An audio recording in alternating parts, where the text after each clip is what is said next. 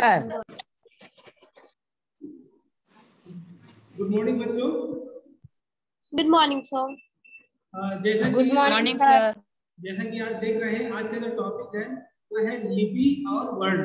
तो चूंकि वर्ण से संबंधित मैंने वीडियो आपको भेजा था, उससे संबंधित प्रश्न आपसे पूछेंगे और जो भी समस्या होगी उसके बारे में बताएंगे भी। लेकिन सबसे पहले हम आपको लिपि बता देते हैं, क्योंकि इसके पहले मैंने भाषा और बोली बता दिया था।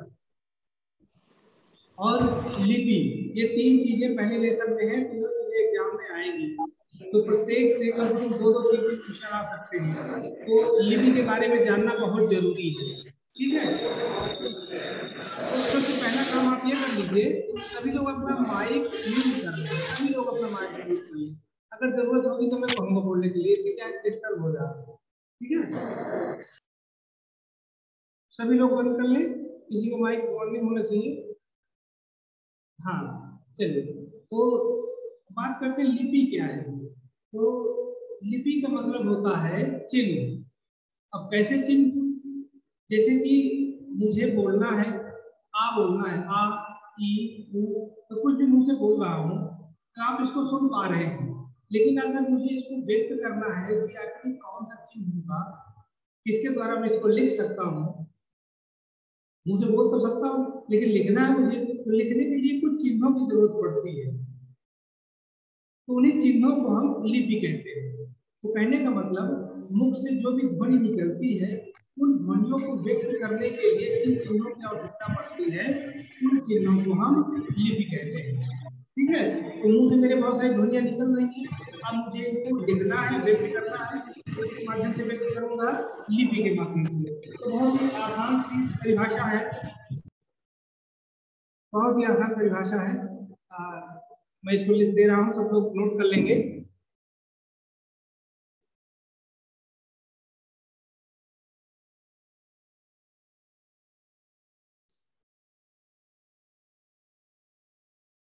लिपि की परिभाषा,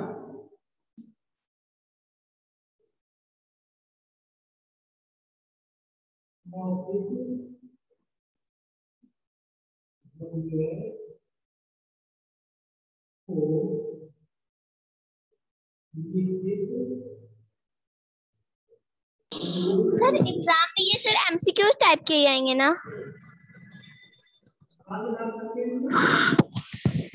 सर एग्जाम में ये एमसीक्यू टाइप के आएंगे ना? आज में बात करेंगे बेटा, अभी मौका दूंगा करने के लिए जिन चिन्हों का प्रयोग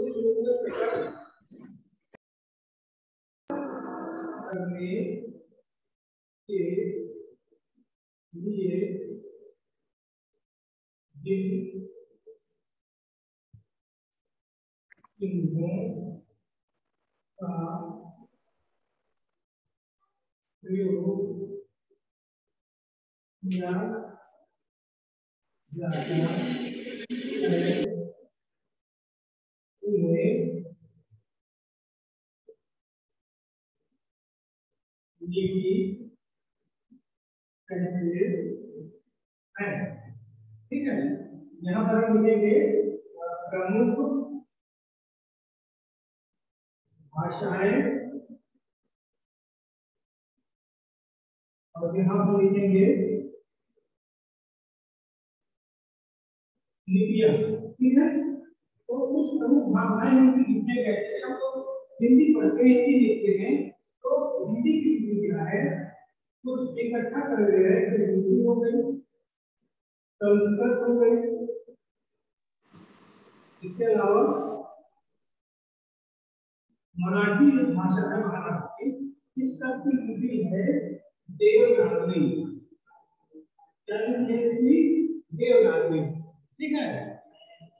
इसके बाद आप लोग अंग्रेजी भाषा का प्रयोग करते हैं, इसको इंग्लिश आप बोलते हो, तो अंग्रेजी की जो लिपि है वो है रोमन। अभी उर्दू भाषा की आपने सुना होगा, तो जो उर्दू की लिपि है वो है फारसी, ठीक है। तो जिन भाषाओं को ज्यादा करते हैं उसके बारे में है, उसके बारे में ये अनजानी भाषा है, तो इसकी लिपि है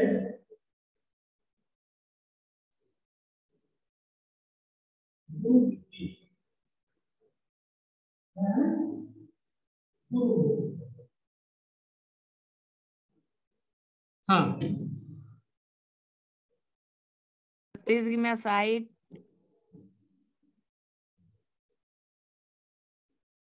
तो मैंने बताया कि जो मुंह से हमारी ध्वनियां निकल रही हैं, इनको लिखने के लिए जिन चिन्हों का प्रयोग किया जाता है वे सभी चिन्ह लिपि कहलाते हैं।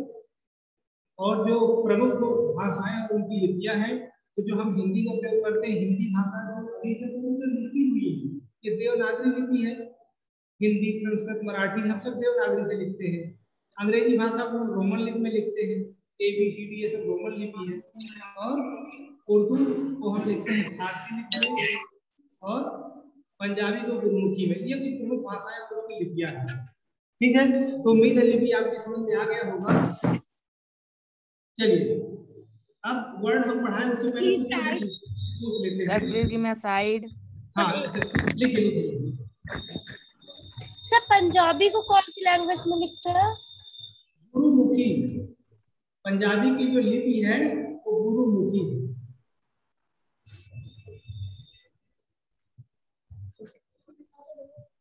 सर हो गया देख लिया सबने? Yes sir. Okay. No sir. क्या हुआ? No sir, no sir. लिखिए जल्दी। सर आप लिखवा लीजिए। सर हो गया। हाँ, तो हिंदी, संस्कृत और मराठी की लिपि देवनागरी, अंग्रेजी की रोमन, उर्दू की फारसी और पंजाबी की गुरुमुखी। चलिए हाँ, अब बताइए कौन सा प्रश्न पूछना था? क्या सर वर्ड जो आपने मिस कल चैप्टर में पढ़ाया था उसी से आपने पूछ रहा, आपको पूछ रहा था। हाँ, वर्ण से संबंधित तो वर्ण क्या है और इसके क्या क्या भेद होते हैं, तो सब मैं एक बार संक्षेप में आपको बताए दे रहा हूँ। इसके बाद भी अगर कोई आपको प्रश्न बचा है तो ठीक है, एक बार सभी माइक म्यूट कर लें। सभी माइक म्यूट कर लें।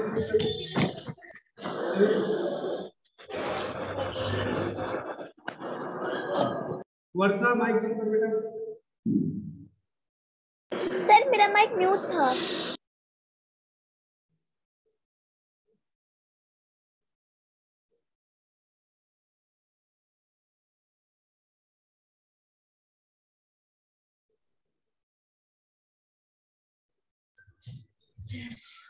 तो अब हम पढ़ेंगे वर्ण के बारे में, जिसको कहा जाता है कि ये भाषा की सबसे छोटी इकाई होती है। भाषा की सबसे छोटी इकाई होती है और पूरा भाषा है वर्ण।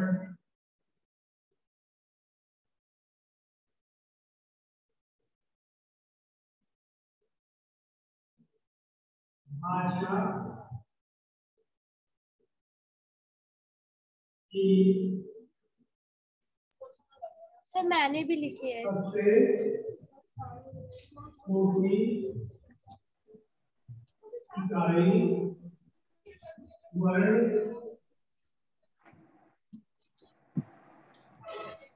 कहलाती है। ठीक है, तो जो भाषा की सबसे छोटी इकाई है वो वर्ण कहलाती है। कहने का मतलब इससे छोटे वर्ण आगे नहीं हो सकते। अगर हम इसे टुकड़े करें तो इससे छोटा टुकड़ा आगे नहीं कर सकते। हम यहाँ पर लिखेंगे लहर लिखते हैं अगर हम, ठीक है, इसका छोटा छोटा टुकड़ा करेंगे यहाँ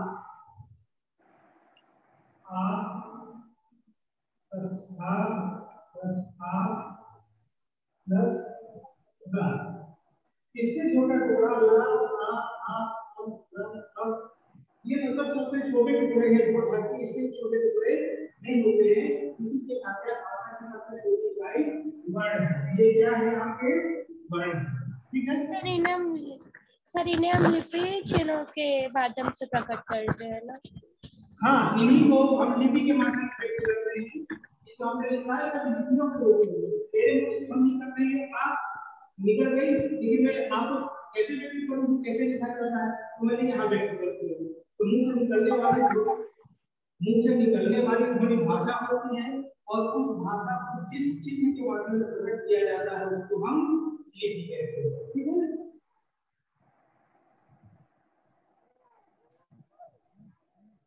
अच्छा अब बात करते हैं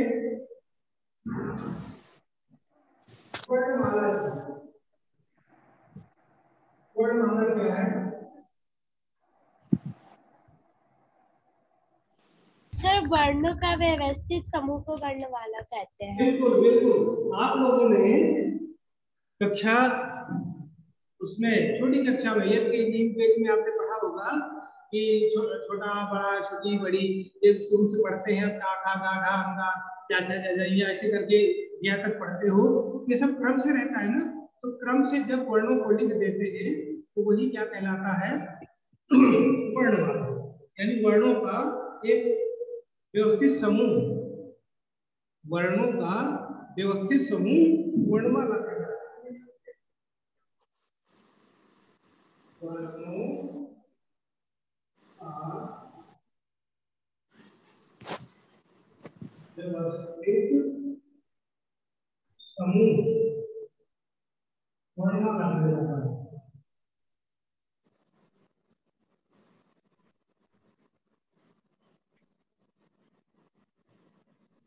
वर्णों का व्यवस्थित समूह वर्णमाला कहलाता है। तो अगर किसी ने आपसे पूछ लिया कि वर्णमाला क्या है तो आप लोग बताएंगे कि वर्ण का व्यवस्थित समूह वर्णों का वर्णमाला कहलाता है। ठीक है, तो ये तो हो गया वर्ण किसे कहते हैं और वर्णमाला किसे कहते हैं। अब जो सबसे प्रमुख भाग है वो है वर्णों का भेद। ठीक है, तो वर्णों के दो भेद है ना सर, स्वर और व्यंजन। बिल्कुल, बहुत अच्छा। 3 है। कौन कौन से? दो है सर, दो है, स्वर और व्यंजन। वर्ण के दो भेद होते हैं। हाँ, तीसरा कौन है बेटा? अयोग व्या। तो आयोग का भेद नहीं है बेटा, अयोग दो वर्ण है, तो एक मात्रा है, भेद नहीं है। वर्ण भेद क्या है मैं आपको बताता हूँ। स्वर क्या है, व्यंजन सर क्या अंग है, और आहा। और अयोग वाह क्या है वो भी मैं आपको बताता हूँ। ठीक है, तो जो भी आपके मन में डाउट है वो क्लियर हो जाएगा, तो ध्यान पूर्वक सुनिएगा। ठीक है, करके मत बताओ।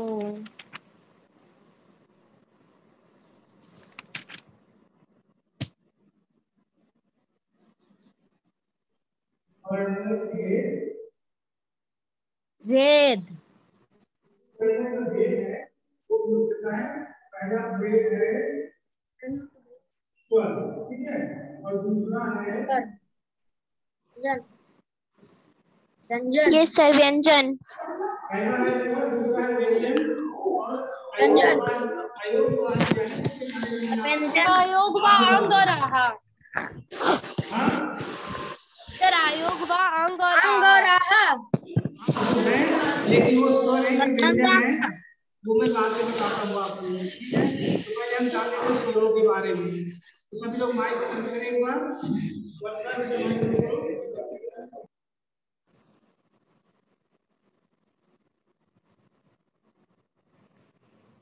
देखिए, जब भी हम कोई ध्वनि मुंह से निकालते हैं तो दो तरह से निकलती है। एक तो मुख से जब कोई आवाज निकलती है तो बिना किसी रुकावट के निकलती है, ना तो जीभ से ना तो गले से, मतलब कोई भी मुख का जो यंत्र है उसमें आवाज को रोकता नहीं है, बिना किसी रुकावट के आवाज बाहर आती है, वो स्वर होते हैं। लेकिन जब अंदर से कोई आवाज निकलती है और मुंह का कोई यंत्र उस पर रुकावट डाल देता है तो वो व्यंजन हो जाते हैं। तो स्वर क्या है?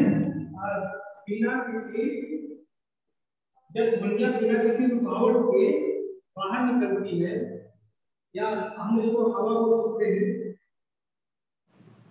सर में दीर्घ दीर्घ स्वर हास्य स्वर।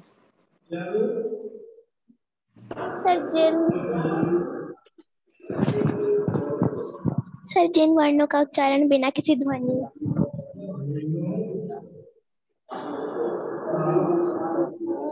उच्चारण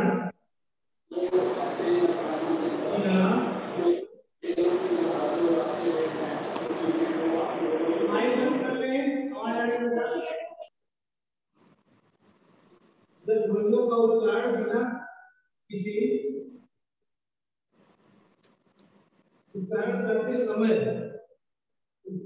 करते समय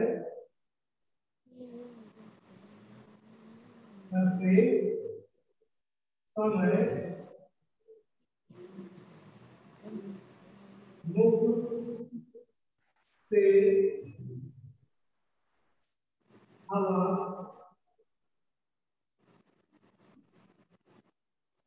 बिना किसी रुकावट के बाहर निकलती है।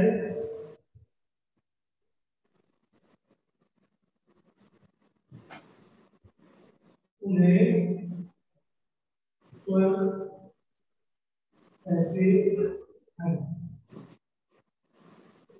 ठीक है। जब ध्वनियों का उच्चारण करते समय मुख से हवा निकले बिना किसी रुकावट के बाहर बिना किसी रुकावट के बाहर निकलती है, उन्हें स्वर कहते हैं। उन्हें कहते हैं।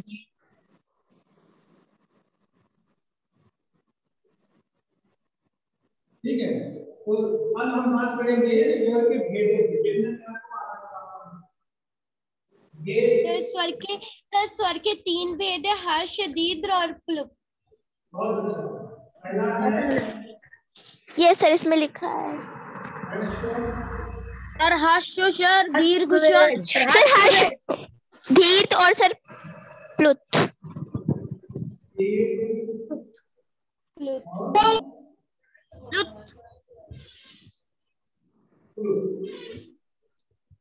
हर्ष, दीर्घ और प्लुप्त।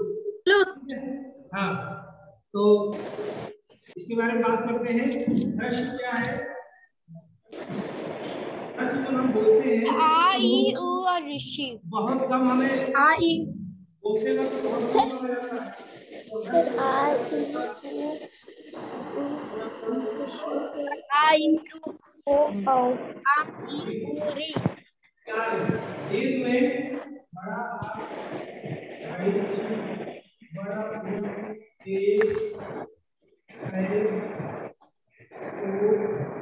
ओ, ओ, तो इसमें होते हैं 4, इसमें होते हैं 7, 11। सर टोटल स्वर 11 होते हैं। हाँ, और फ्लूट में क्या होता है? सर जिन स्वर को ज्यादा समय लगता है बोलने में वो प्लुप्त होते हैं।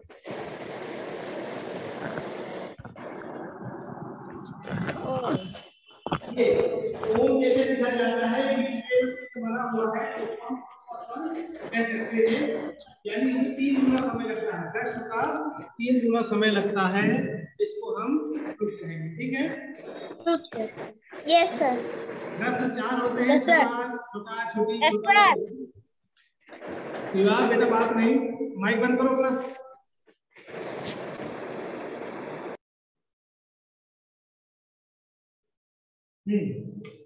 इसके बाद उम्मीद है आपको स्वर समझ में आ गया होगा।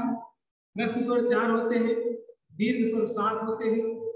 कौन कौन से दीर्घ होते हैं आप लोग नोट कर लीजिएगा। ठीक है, एग्जाम में इस तरह के क्वेश्चन आ जाते हैं कि कौन सा ह्रस्व स्वर है, कौन सा दीर्घ स्वर है। ठीक है, नोट कर लिया? Yes sir. यस सर कर लिया नोट। Yes sir. चलिए, अब मैं आगे आपको बताता हूँ व्यंजन के बारे में।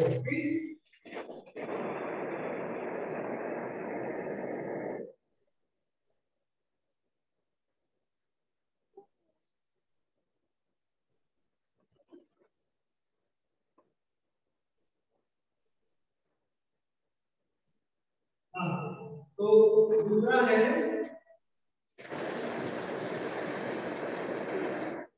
व्यंजन।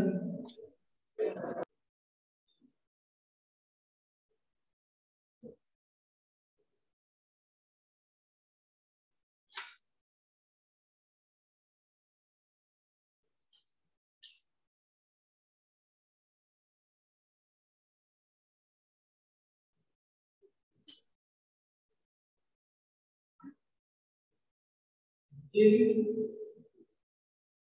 ध्वनियों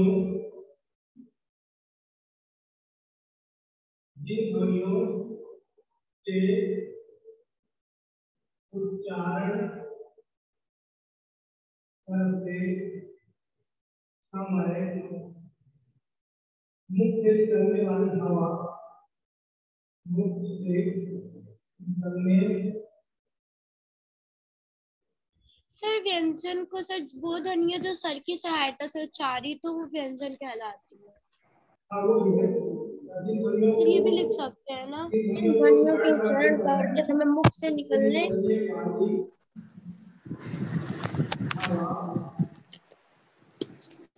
बाधित होती है।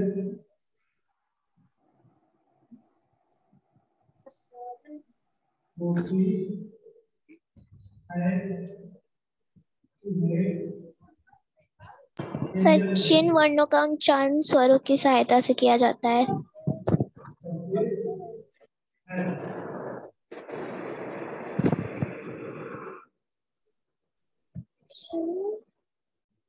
या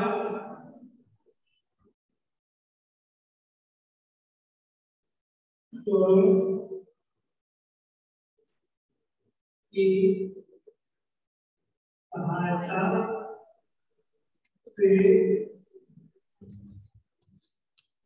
उच्चारित वर्ण व्यंजन कहलाते हैं।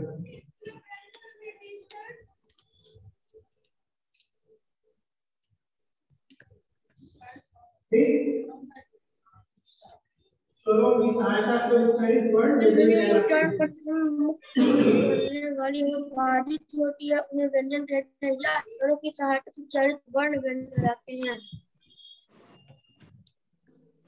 तो जब भी हम मुख से हवा निकालते हैं किसी वर्ड का उच्चारण करते वक्त तो होता क्या है उसमें कि हवा जब मुख से निकल रही होती तो कहीं जीभ से टकराती है, कहीं दांत से टकराती है, कहीं होठों में टकराती है, कहीं गले से टकराती है। जीभ को विभिन्न प्रकार के कोण देने पड़ते हैं। जीभ कभी तालू से लगती है, कभी मूर्धा से लगती है, कभी दांत से लगती है। तो वो जो उच्चारित वर्ण है वो विभिन्न प्रकार की ध्वनियां प्रकट करते हैं। तो इनको हम स्पर्श व्यंजन, वर्ष व्यंजन, अंतस्थ व्यंजन, पुष्प व्यंजन विभिन्न तरह से इनको हम बांट सकते हैं। तो आपको समझ में आ गया? Yes sir. चलिए तो अब हम चर्चा करेंगे व्यंजन के भेदों की। ठीक, तो व्यंजन के भेद कौन कौन? Yes sir.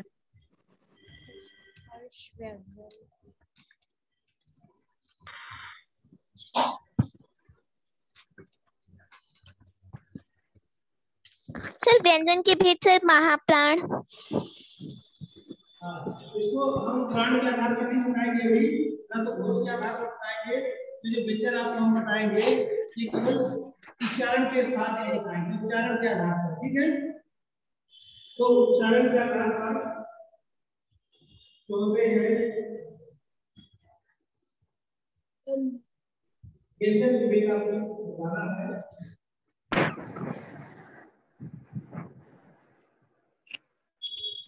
व्यंजन के भेद में पहला है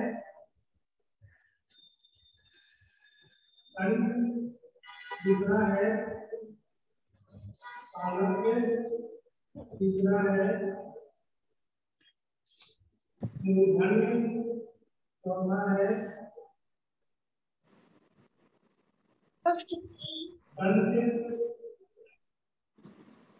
पांचवा है ओष्ठ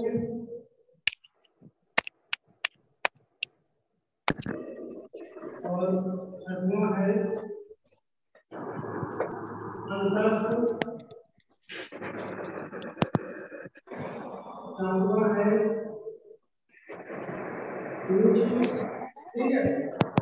अभी सही व्यंजन भी बता रहा हूं ये है सात से ये है चार से है चार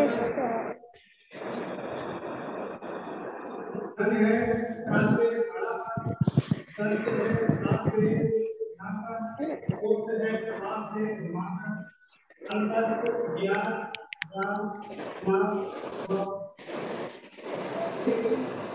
और ऊष्म है श्या,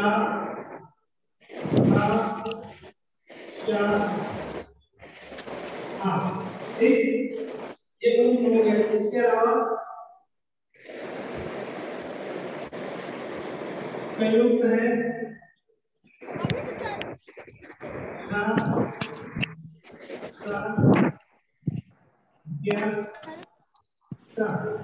ठीक है, और अतिरिक्त है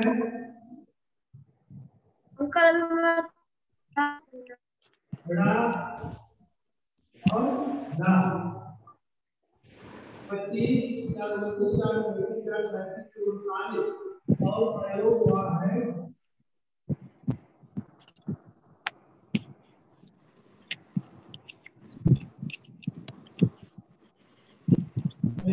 है अंक और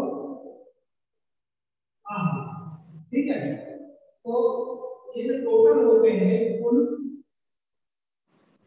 होते हैं, ये 11 आपके स्वर हो गए, ठीक है, 11 आपके स्वर हो गए, 33 आपके इधर वाले हो गए, ये 33 इधर हो गए, और 4 आपके संयुक्त हो गए, 4 ये वाले, और 2 ये आपके विपरीत हो गए, और 2 आपके अयोग हो गए, कितने हो गए 33, 44, 52, यानी कुल वर्णों की संख्या होती है 52। आपको याद रखना है कुल वर्णों की संख्या होती है 52। अगर मैं कोई लिखा तो बोले क्या ये आपके 52 होंगे, ऐसे होंगे 25 आपके स्पर्श व्यंजन होंगे, ये आपके स्पर्श व्यंजन होंगे 25, 4 आपके हैं अंतर हो गए हैं, 4 आपके ऊष्म हो गए हैं, 4 संयुक्त हो गए हैं, 4 आपके जोड़ हो गए, ठीक है। लेकिन अगर केवल व्यंजन पूछे जाए तो केवल जो व्यंजन होते हैं ये आपके को मिलाकर के 33 होंगे। तो इस प्रकार से स्वर 11, व्यंजन 33, संयुक्त व्यंजन 4, अतिरिक्त वर्ण 2 और 2 हो जाएंगे आपके अयुग्म, कुल मिलाकर के हो गए आपके 52। चलिए अब बताइए क्या प्रश्न है आपका। हाँ राशि क्या sir please side okay.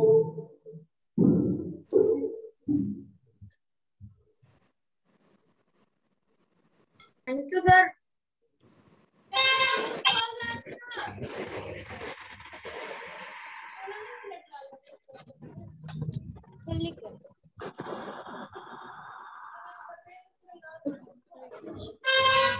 Sir ये 9 मिनट के बाद 5वें नंबर पे क्या लिखा है?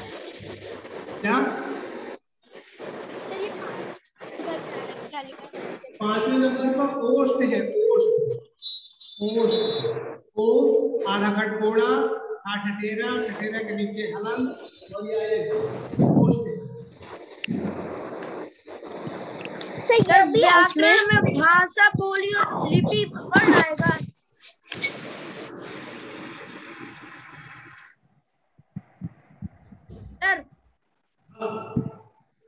सर भाषा, सर व्याकरण में सर भाषा, बोली, लिपि और वर्ण आएंगे। बस यही आएगा, ये 4 चीजें आएंगी। और सर 7 नंबर, हाँ बोलिए सर 7 नंबर में क्या लिखा है? 7 नंबर यस सर। सर क्या? Yes sir. सर माँ है। Yes sir. Syllabus thank you sir.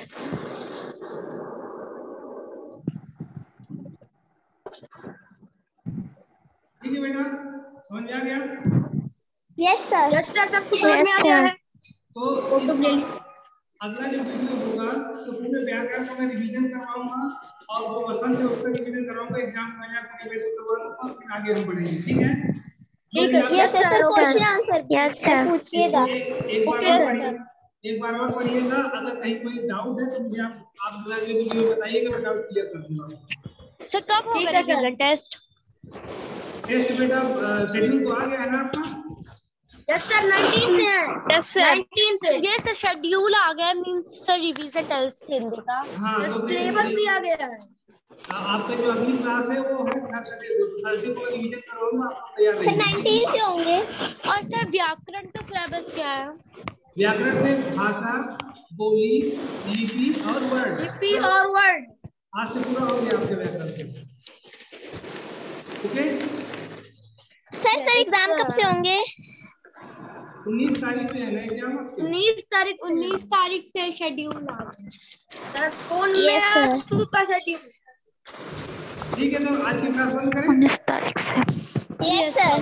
Okay thank you sir. Bye sir. Thank you sir.